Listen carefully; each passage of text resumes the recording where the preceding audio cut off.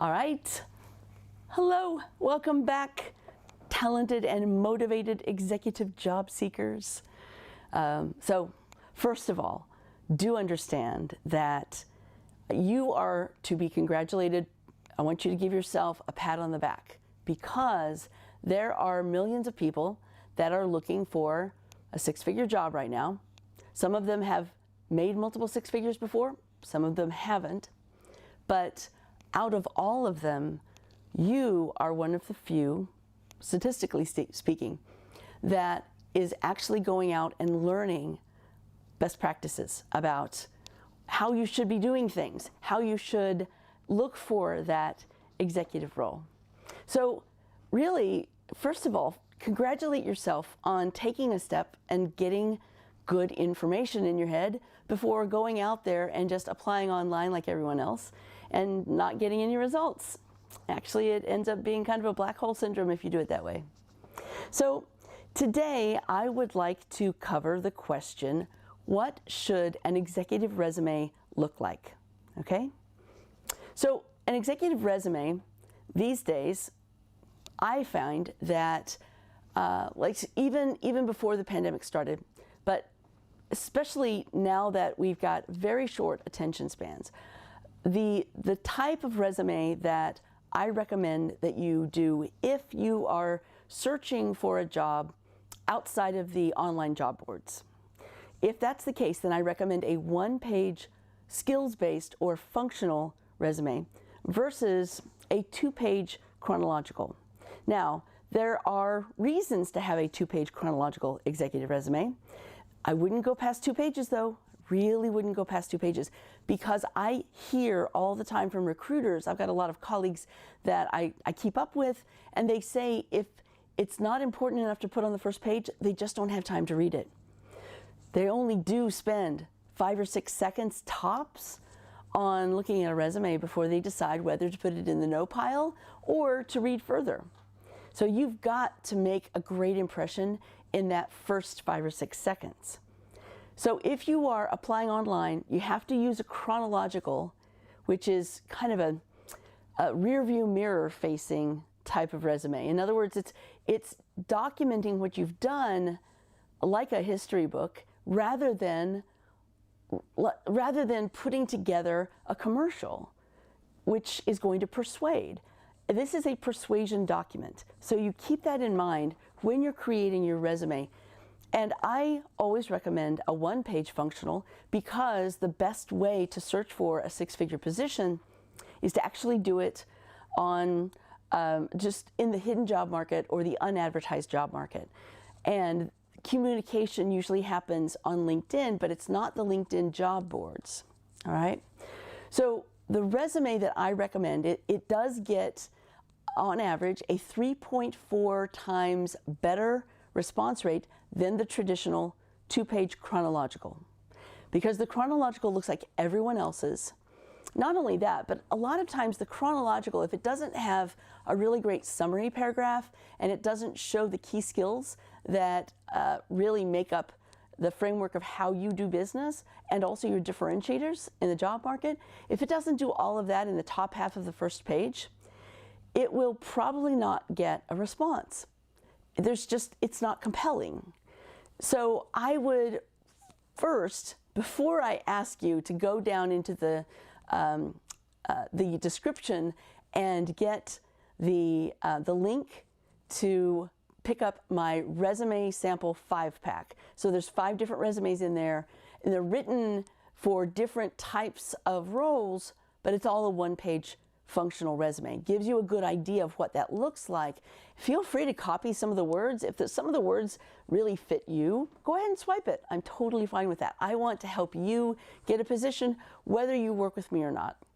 So given that, and also given that I opened this with this live stream with just a little bit of specific flattery, then now that we've built some rapport, I would like you to go ahead and click the like button, because that's going to help me out. It's actually going to help get this video out in front of a lot more people. So please click on the like button. And if you like what I'm saying so far and you're not subscribed, which I do understand, 85% of people that come to my YouTube channel haven't subscribed yet. So I would love for you to subscribe and also click that notification bell down there so that you know when I go live. I try to go live for just a few minutes almost every day, if possible.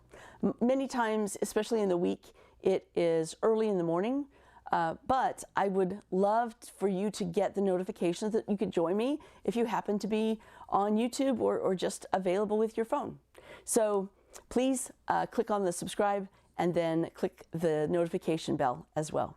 All right, so getting back to the one-page functional resume, think about it this way.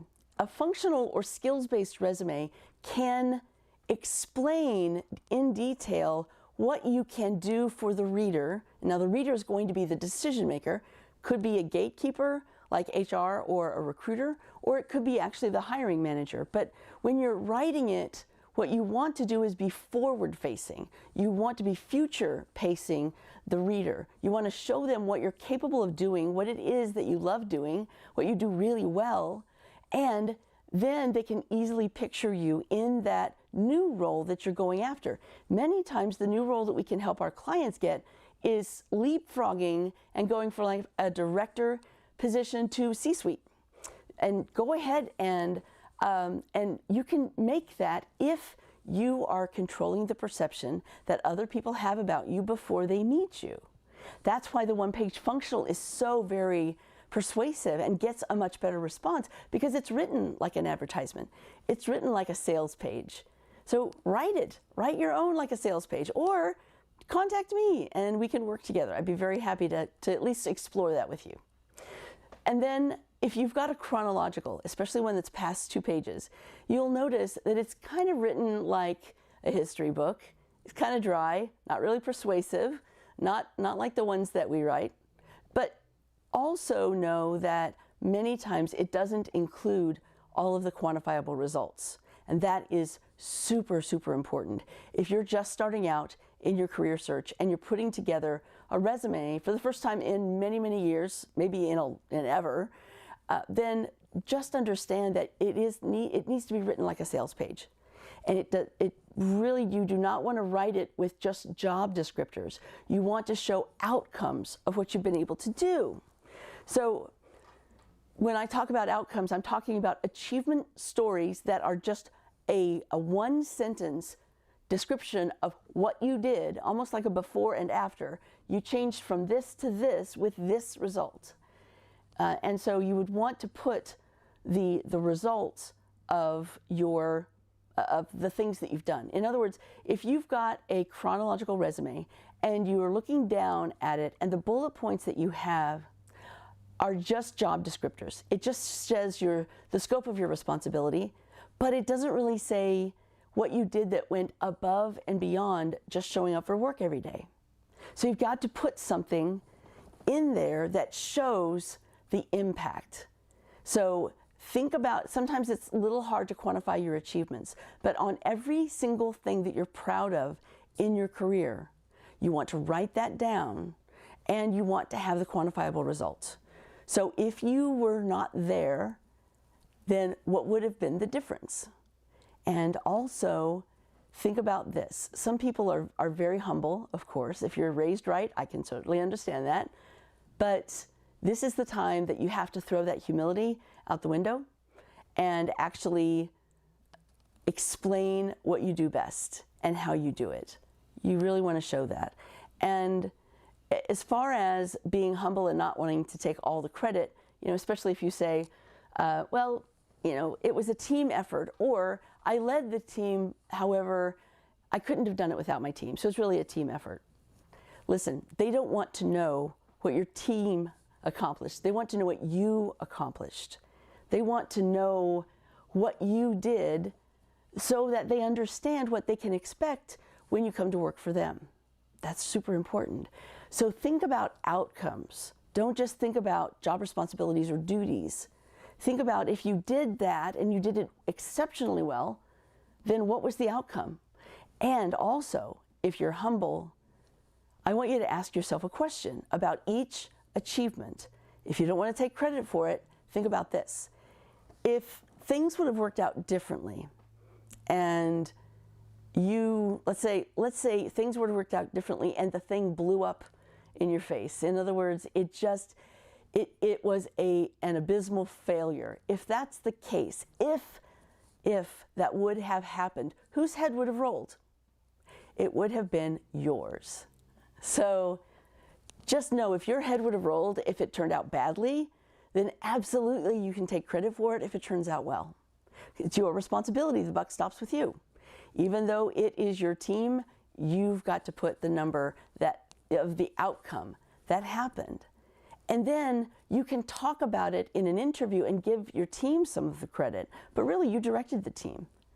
And if you weren't there, question would be, would it have succeeded as well? Probably not. That's why they hire you. That's why they pay you the big bucks.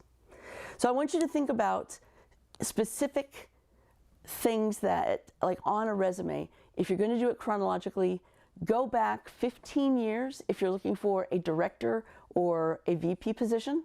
Go back 20 years if you're looking for a C-suite position. And then anything past that, which I work with a lot of people that are mid to late 50s, sometimes early 60s.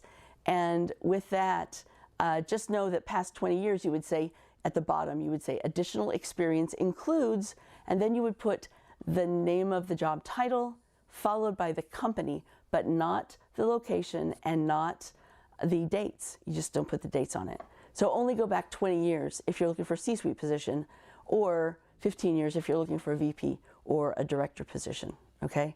Also make sure that the quantifiable achievements that you put on your resume are also online on your LinkedIn profile. It's important that the messaging be the same. Now, you may not be able to put all of the numbers, especially if they're proprietary, but you could say, instead of, for instance, you saved $23 million, you might say you saved tens of millions of dollars. That way, it's not giving away any proprietary secrets, all right? Hey, that's what I wanted to cover with you today. So I want you to re-watch this if you want to. It's going to give you a lot of tips. And I want you to pick up the 5-pack of the resume samples. It's down in the description. I'll also put in the description a link if you want to talk with me about your career search and you want some advice, or you just want to see what kind of services we offer, because we do offer a variety of services for executives. And so go ahead and sign up, have a conversation with me. I would love to talk to you. And remember, be sure and subscribe. Click that notification bell and like this, please. All right, I'm Tammy Cabell with Career Resume Consulting, and thanks for watching today.